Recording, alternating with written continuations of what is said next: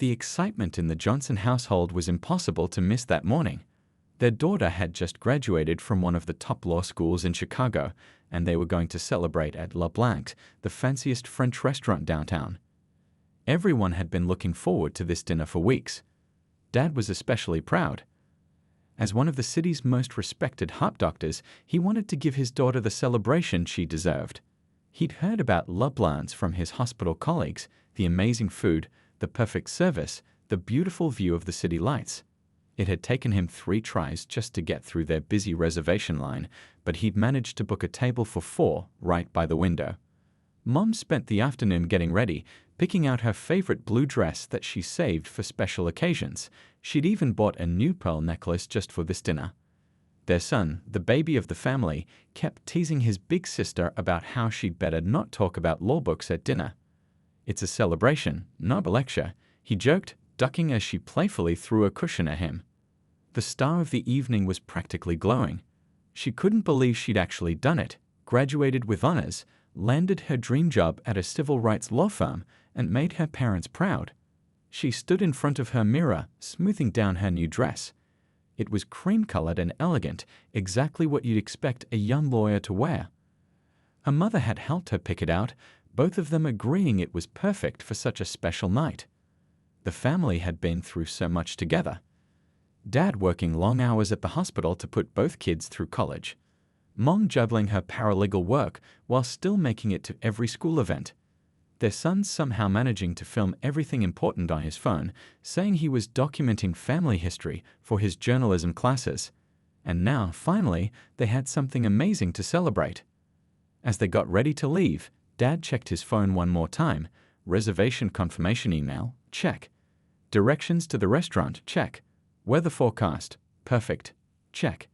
He'd even called ahead to make sure they knew about his daughter's graduation, hoping they might add a little something special to their dessert. The family piled into their car, everyone talking and laughing. Mom was telling stories about her daughter's childhood dream of becoming a lawyer, how she used to hold trials for her stuffed animals. Their son was already planning where to sit to get the best lighting for photos. "This is going to be all over my Instagram," he announced, making everyone roll their eyes and smile. The drive downtown was filled with excitement. The city looked beautiful that evening, with the sun starting to set and the first stars appearing in the sky. They passed by the law school building where their daughter had spent the last 3 years studying.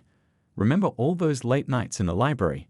Mom asked, and everyone laughed at how they'd brought her dinner so many times, refusing to let her survive on just coffee and vending machine snacks. As they got closer to La Blanque, they could see its famous blue awning from blocks away. The restaurant stood tall and elegant, with warm lights spilling out onto the sidewalk. The valet parking attendants were dressed in neat uniforms, and you could see people in fancy clothes going in and out through the revolving doors. Dad pulled up to the valet station, straightening his tie one last time. Their son jumped out first, already recording on his phone, "Day one of my sister being a fancy lawyer," he narrated, making her laugh. Mom checked everyone's clothes, making sure they looked perfect. They were all dressed up in their finest outfits, ready for what they thought would be one of the most memorable evenings of their lives. Little did they know, this evening would indeed become unforgettable, but for very different reasons than they expected. As they walked toward those elegant revolving doors, they were simply a happy family, ready to celebrate their daughter's achievement. They had no idea they were about to face a situation that would test their dignity, strength, and unity in ways they never imagined. The Johnson family stepped through the revolving doors of La Blanque, the excitement of their celebration still bubbling in their hearts. The restaurant's interior was everything they'd heard about. Crystal chandeliers sparkled overhead, soft jazz music played in the background, and the smell of fresh-baked bread filled the air. Their son was still filming, spinning slowly to capture the beautiful decor. As they approached the host stand, Mom squeezed Dad's hand, both of them smiling at how perfect everything looked. Their daughter stood tall in her cream-colored dress, looking every bit the accomplished professional she'd become. The reservation was for 7:00 p.m., and Dad's watch showed they were right on time. But something felt off the moment they reached the front desk. The host's welcoming smile faltered, and she quickly disappeared into the back, returning with a man in a crisp black suit who introduced himself as the manager. His name tag read R. Walsh, and his forced smile didn't reach his eyes. "Good evening," Dad said warmly. "We have a reservation for 4 under Johnson. It's our daughter's law school graduation celebration." He held up his phone, ready to show the confirmation email. The manager barely glanced at the phone. "I'm afraid there must be some mistake," he said, his voice clipped. "I don't see any reservation under that name." His eyes kept darting to other guests waiting behind them, particularly a couple in golf attire who had just walked in. "That's strange," Mom said, keeping her voice steady. "We received a confirmation email. Look, I have it right here." She reached for her phone, but the manager cut her off. "I'm sorry, but we're fully booked tonight. You'll have to wait." He started typing on his computer, not making eye contact. The wait time is approximately 2 hours. Their son had lowered his phone but hadn't stopped recording. He watched as the manager turned to the couple in golf attire who had just walked in. "Table for 2? Right this way, please." No reservation checked, no questions asked. Dad took a deep breath, maintaining his composure. "Sir, I made this reservation 3 weeks ago. We received a confirmation. Could you please check again?" He gestured around the restaurant, where several empty tables were clearly visible. The manager's face hardened. "Those tables are reserved," he said sharply. "As I explained, there will be a 2-hour wait. Perhaps you'd be more comfortable at the casual dining restaurant down the street." Other guests in the lobby had started to notice what was happening. An elderly woman waiting for her coat looked appalled. A young couple at the bar exchanged concerned glances. A server walking by with water glasses slowed down, clearly uncomfortable with what she was witnessing. Their daughter stepped forward slightly, her legal training evident in her calm demeanor. "Could you explain why the couple who just arrived was seated immediately?" she asked politely. "I noticed they didn't seem to have a reservation." The manager's face flushed red. "I don't have to explain our seating policies to you," he snapped. "This is a private establishment, and we reserve the right to refuse service to. Well, we can refuse service as we see fit." A few more guests had started pulling out their phones, quietly recording the interaction. The host who had first greeted them was staring at her shoes, clearly distressed by the situation.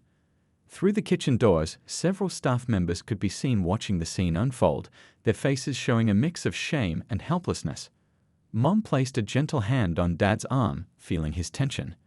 Their son had moved slightly to the side, making sure to capture everything clearly on his phone. Their daughter stood perfectly still, her face composed but her eyes taking in every detail of what was happening. "If you're not going to order from our bar menu, I'll have to ask you to leave," the manager said, his voice getting louder. "We have paying customers waiting." He gestured to the door, even though the lobby was now nearly empty except for the people watching the scene unfold. The family stood their ground, dignity intact. They weren't causing a scene. They were simply existing in a space where someone had decided they weren't welcome. The contrast between their calm demeanor and the manager's increasingly aggressive attitude was striking to everyone watching. Little did the manager know, this moment wasn't just being recorded on phones, it was being witnessed by people who wouldn't stay silent, and most importantly, by a newly graduated lawyer who understood exactly what laws were being broken with every word and action. The tension in Lubland's elegant lobby had become impossible to ignore. Dad reached into his suit pocket and pulled out his phone again, his hands steady despite the situation. The bright screen showed the confirmation email clear as day. Their reservation, the time, even a note about it being a graduation celebration. "Look," he said calmly, holding the phone where the manager could see it. "Here's our confirmation. It even has your signature at the bottom." His voice remained level, carrying the same steady tone he used when explaining complicated procedures to his patients at the hospital. The manager barely glanced at the screen. "Anyone can make a fake email," he said dismissively, even though the email clearly showed the restaurant's official letterhead. Behind him, 3 empty tables sat untouched, their white tablecloths gleaming under the crystal chandeliers. A young couple who had been seated earlier stood up from their table, leaving their untouched breadbasket behind. "We don't feel comfortable dining here anymore," they announced, loud enough for everyone to hear. The woman paused by the Johnson family on her way out, quietly leaving her business card. I saw everything, she whispered. The restaurant had grown unusually quiet. The soft jazz music playing overhead felt out of place now, like a cheerful soundtrack to an increasingly tense scene. Even the kitchen staff had slowed their pace, watching through the swinging doors. Mom, drawing on years of experience handling difficult situations at her law firm, spoke up. "We've been looking forward to this evening for weeks," she said, her voice clear and professional. "All we're asking is to be seated at our reserved table so we can celebrate our daughter's achievement." The manager's face reddened further. "I've told you multiple times," he said, his voice rising, "certain people need to make reservations months in advance. If you can't understand that, maybe this isn't the right establishment for you." Their son, still recording, captured every word. His hand was steady, just like they taught him in his journalism classes. Focus on the truth, let the story tell itself. Through his phone screen, he could see other diners pulling out their phones too, silently documenting what was unfolding. A server approached the manager, speaking in a low voice. "Sir, table 15 just cleared, and we don't have another reservation until—" The manager cut her off with a sharp gesture. The server retreated, but not before giving the family an apologetic look. Dad took another deep breath. 20 years of handling emergency room crises had taught him how to stay calm in difficult situations. "Sir," he said quietly, "I'm sure you realize how this looks. We have a confirmed reservation, there are empty tables, and you're seating walk-in customers while refusing our service." The manager's composure cracked slightly. "Are you threatening me?" he demanded, even though Dad's tone hadn't changed. "Because I can call security right now." He reached for the phone at the host station, his hand shaking slightly. An elderly couple at a nearby table had stopped eating, their expressions troubled. The gentleman, who looked like he might be a regular customer, shook his head in disappointment. His wife was already writing something in her small notebook, their contact information, they would later learn. Their daughter stood quietly, observing everything with the careful attention she'd developed during her years in law school. Every word, every action, every witness, it was all being filed away in her mind. Her graduation honors cord was still in her purse, a symbol of the knowledge she now possessed and the power to use it justly. The lobby had become increasingly crowded, but not with waiting diners. Instead, people who had witnessed what was happening stayed, forming a silent audience. Some were filming, others taking notes, and a few were making phone calls, speaking in hushed, urgent tones. "This is your final warning," the manager announced, his voice echoing in the now quiet restaurant. "Leave now, or I'm calling security." His hand was still on the phone, but his confident demeanor had begun to crack as he realized just how many people were watching and recording his behavior. The family stayed rooted in place, their dignity unshaken.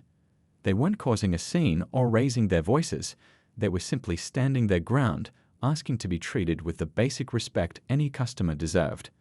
Their quiet strength seemed to unnerve the manager more than any shouting could have. What the manager didn't realize was that his next actions would do more than just ruin a family celebration.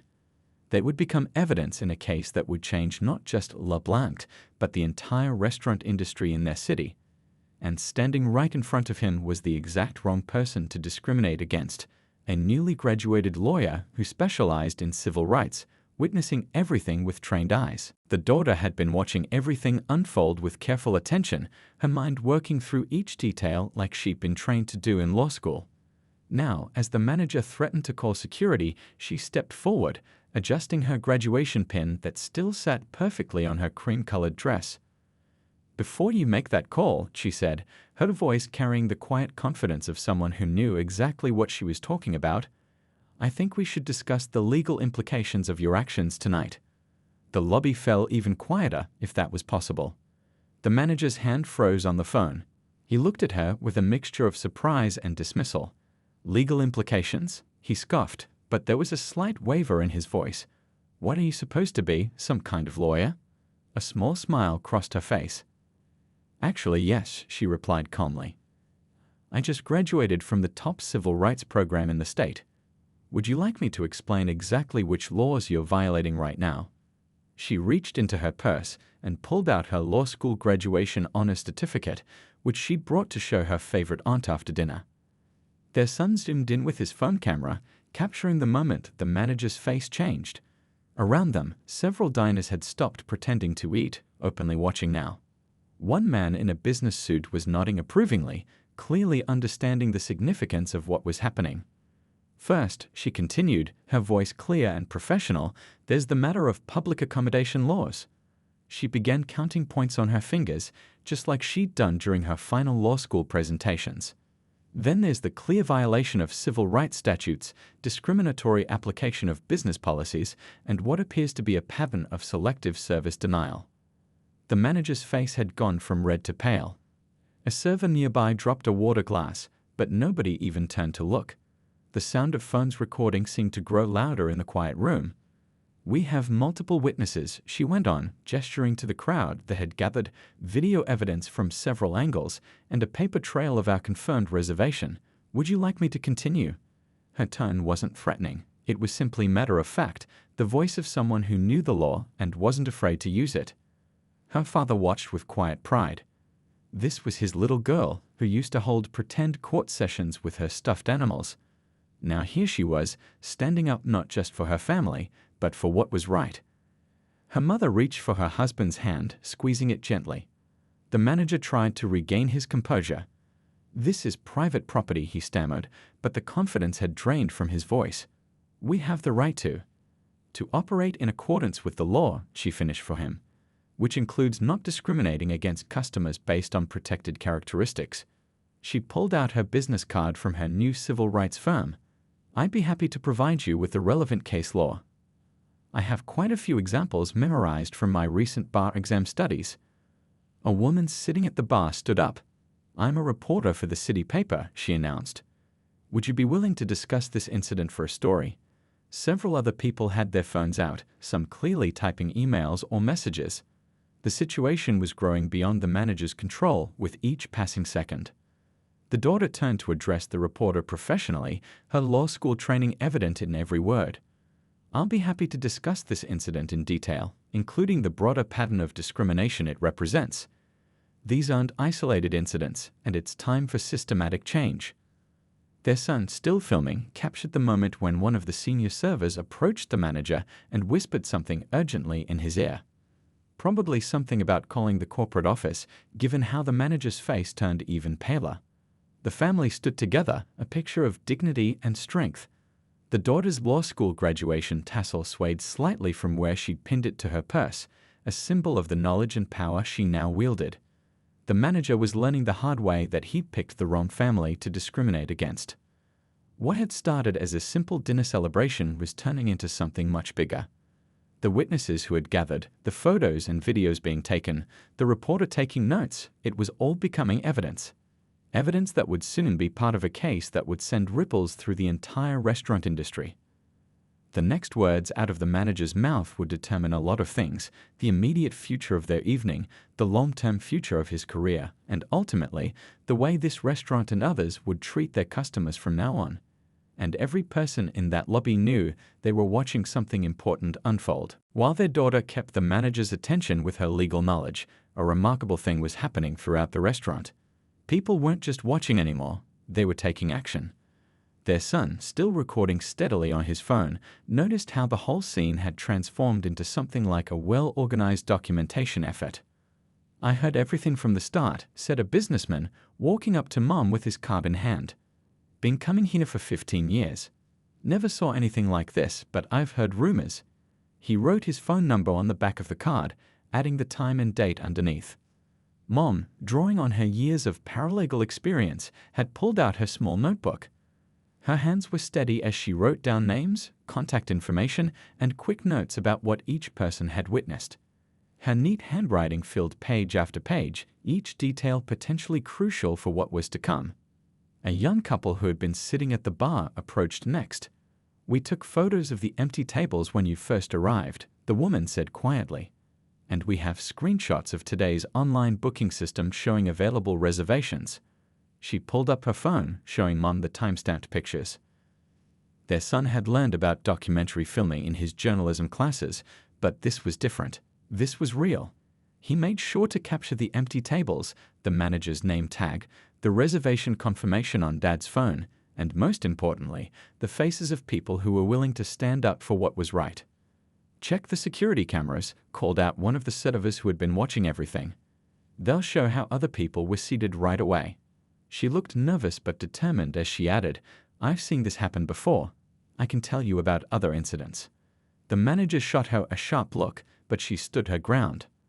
An elderly woman who had been dining alone spoke up next. "I'm a retired judge," she said, her voice carrying authority despite its softness. "I'd be more than happy to provide my perspective on what I've witnessed here tonight." She handed Mom her card, which indeed showed her credentials from the county courthouse. The restaurant's host, who had first greeted them, was quietly sliding a piece of paper across her podium. Written on it were the dates and times of similar incidents she had witnessed, along with the names of other employees who might be willing to talk. Their son zoomed in on the paper just long enough to capture the information. Two college students who had been studying at a corner table walked over, their laptops in hand. "We found online reviews," one of them said. "Lots of similar complaints over the past year. We took screenshots." They had already created a digital folder with dates, times, and archived web pages. Mom's notebook was filling up fast. She wrote everything down with the precision she'd learned from years of preparing legal documents: names, dates, times, specific details. Each person's statement was noted with their contact information, just as she'd done countless times at the law firm. "I have the corporate office number," whispered another server, slipping a note to Dad, "and the district manager's email. They should know about this." Her hands were shaking slightly, but her eyes were determined. She had clearly been waiting for a chance to speak up. Their son noticed something interesting through his camera lens. People were networking, exchanging contact information with each other, creating a community of witnesses right there in the restaurant lobby. What had started as a discriminatory incident was transforming into a movement for change. A group of diners who had been celebrating a birthday stopped on their way out. "We cancelled our dessert orders," they said. "We all took videos of how you were treated. Here's our information. All 6 of us are willing to make statements." They each wrote down their details in Mom's notebook. Even the valet parking attendant had something to add. He'd overheard the manager giving different instructions about how to treat certain customers. "I've been keeping notes," he said quietly. "Never knew what to do with them before." The next few days at the civil rights law firm were a whirlwind of activity. Their daughter's new colleagues had immediately recognized the importance of the case. The conference room looked like something from a TV show, walls covered with photos, timelines, and witness statements. But this wasn't fiction, this was real life, and it was about to create real change. "Look at this," said one of the senior partners, holding up a tablet. More reviews were pouring in from people who had witnessed that night at LeBlanc. The restaurant's social media pages were filled with comments from people sharing their own similar experiences. What had happened to the Johnson family had opened a floodgate. Their son's video had been carefully edited, not for dramatic effect, but for legal clarity. Each clip was time-stamped, showing the exact sequence of events. The empty tables, the manager's dismissive behavior, other customers being seated immediately, the witnesses coming forward. His journalism professor had helped him organize it professionally, making sure every important detail was clear. Mom's notebook had become a crucial piece of evidence. Her careful documentation of witness statements, combined with business cards and contact information, gave their legal team a strong foundation. "This is exactly how you build a case," her daughter told her proudly, watching as the paralegals carefully digitized every page. The retired judge who had been dining that night came to the law firm to give her official statement. "In 30 years on the bench," she said, shaking her head, "I've seen a lot of discrimination cases, but rarely have I seen one with such clear evidence." She went through her observations methodically, adding her expertise to their growing file. The restaurant's own security footage told an even more damning story. After receiving a formal legal request, LeBlanc had to turn over weeks of video recordings. The patterns were impossible to ignore, certain customers being turned away repeatedly, empty tables being claimed as reserved, different standards being applied to different people. But it wasn't just about one night or one family anymore. The server who had slipped them the corporate office number had been busy. Other employees started coming forward, sharing stories of being told to discourage certain types of customers. Some had kept their own records, afraid to speak up alone, but now finding strength in numbers. The City Paper reporter had done her research too. She uncovered similar complaints at other high-end restaurants in the chain. "This isn't just about LeBlanc," she told their daughter during an interview. "This is about changing the whole industry." Her article was thorough and powerful, focusing not just on what happened, but on the broader impact of restaurant discrimination. The corporate office finally responded to their legal team, but their standard excuses fell flat against the mountain of evidence. "We take these allegations seriously," their statement began, but the videos, witness statements, and employee testimonies told the real story. Dad's hospital colleagues were supportive too. Several had experienced similar treatment at other restaurants and were eager to join the case. "It's time someone took a stand," one of them said, adding his statement to the growing file. The medical community's support added another layer of credibility to their case. Their daughter worked late into the night, making sure every legal document was perfect. This wasn't just her first big case, it was personal. She understood that they weren't just fighting for one dinner reservation, they were fighting for basic human dignity and respect. The law firm's strategy was comprehensive. They weren't just seeking monetary damages, they wanted systematic changes, mandatory training programs, revised hiring practices, regular audits of seating policies, and clear consequences for discrimination. They were aiming to set a precedent that other restaurants would have to follow. Local community organizations reached out to join the effort. Civil rights groups offered additional resources and support. Other lawyers called to share similar cases, building a network of legal professionals committed to fighting restaurant discrimination. The case was becoming bigger than anyone had expected. What started as one family standing up for their rights was turning into a movement for change. Each new piece of evidence, each witness statement, each supporting document added strength to their cause. Their son, still documenting everything, realized he was recording history in the making. "This isn't just a legal case," he told his sister as they looked over the evidence together. "This is about making sure nobody else has to go through what we did." The message was clear. Discrimination wouldn't be tolerated anymore, not in LeBlanc's, not anywhere. Change was coming to the restaurant industry, and it all started because one family refused to accept unfair treatment on what should have been their celebration night. 3 months after that evening at LeBlanc's, the restaurant's corporate headquarters called for a meeting. The evidence was too strong to ignore, the public pressure too intense to dismiss. The Johnson family sat together in the grand conference room, watching as company executives filed in with their lawyers. The settlement they offered went far beyond money. It was about real, lasting change.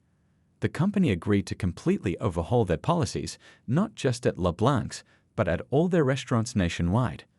The manager who had caused all this trouble, he was long gone, fired the week after the incident when the company reviewed the security footage.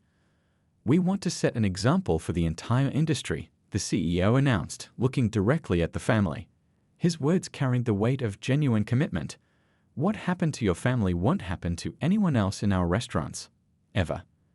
The statement would be quoted in newspapers across the country. The changes were impressive.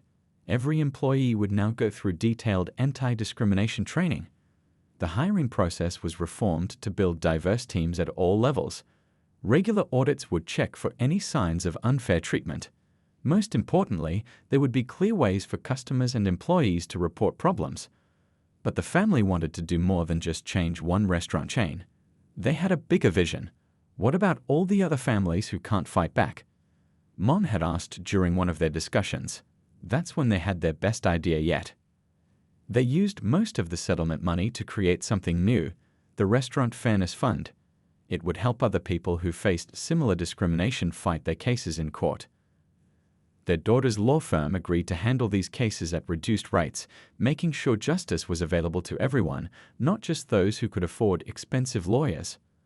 The fund's first office was small, just 2 rooms above a local coffee shop. But within months, they were helping people stand up for their rights all over the city. Each case built on the success of the last, creating a network of support and accountability in the restaurant industry. Their son's video became a training tool shown in restaurant management courses at the local college. "This is what discrimination looks like," the professors would say. "And this is how it gets changed." Students would watch and learn, carrying these lessons into their future careers. The retired judge who had witnessed everything that night became a regular speaker at restaurant industry conferences. "It's not enough to just serve food," she would tell them. "You have to serve everyone with equal respect." Her words, backed by her years of legal experience, carried special weight. Community groups started hosting monthly dinners where people could share their experiences and get legal advice.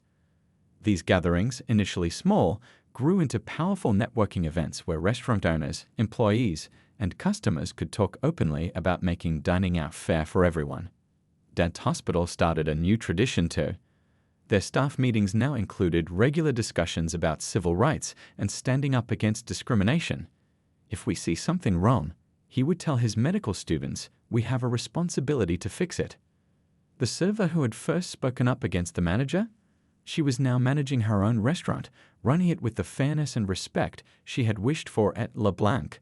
She made sure every customer felt welcome, and her staff knew they could always speak up if they saw something wrong. Local news stations ran follow-up stories about the changes happening in the restaurant industry. It all started with one family who refused to accept discrimination, they would say, showing clips of other restaurants adopting similar anti-discrimination policies. A year later, the family finally had their celebration dinner at a different restaurant, one that had gone through the new training program. As they sat around the table, they talked about everything that had changed. Their daughter had handled several similar cases, each one making the restaurant industry a little bit fairer. Their son had turned his video documentation into a short film about standing up for your rights. It was being shown in schools now, teaching kids that they could fight unfair treatment with dignity and determination.